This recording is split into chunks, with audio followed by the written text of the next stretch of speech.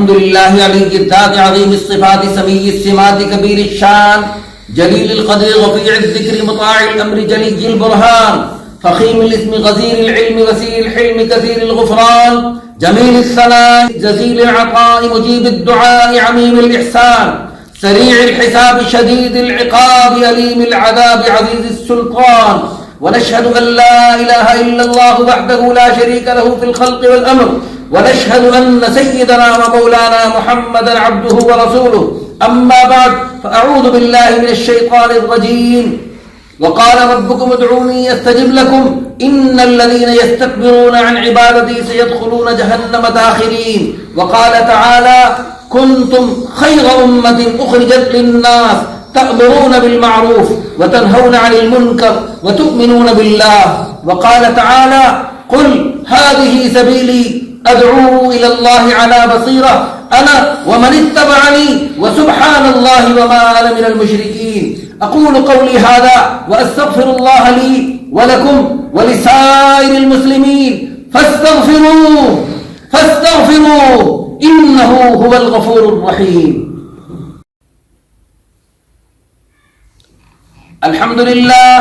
الحمد لله وكفى وسلام على عباده الذين اصطفى أما بعد فأعوذ بالله من الشيطان الرجيم إن الله وملائكته يصلون على النبي يا أيها الذين آمنوا صلوا عليه وسلموا تسليما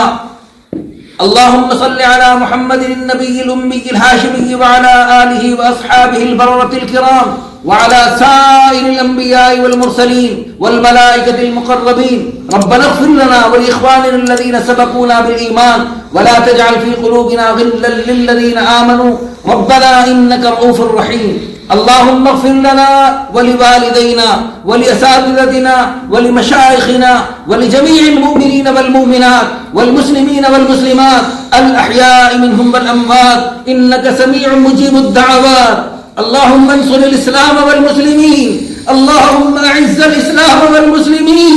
اللهم أذل الشرك والمشركين اللهم انصر من نصر دين محمد صلى الله عليه وسلم واجعلنا منهم واخذل من خذل دين محمد صلى الله عليه وسلم ولا تجعلنا منهم اللهم أحيي الدين كله في العالم كله بقدرتك يا رب العالمين. عباد الله رحمكم الله إن الله يأمر بالعدل والإحسان وإيتاء ذي القربى وينهى عن الفحشاء والمنكر والبغي يعظكم لعلكم تذكرون اذكروا الله يذكركم وادعوه يستجب لكم ولذكر الله تعالى أعلى وأولى وأعز وأجل وأتم وأهم وأكبر والله يعلم ما تصنعون.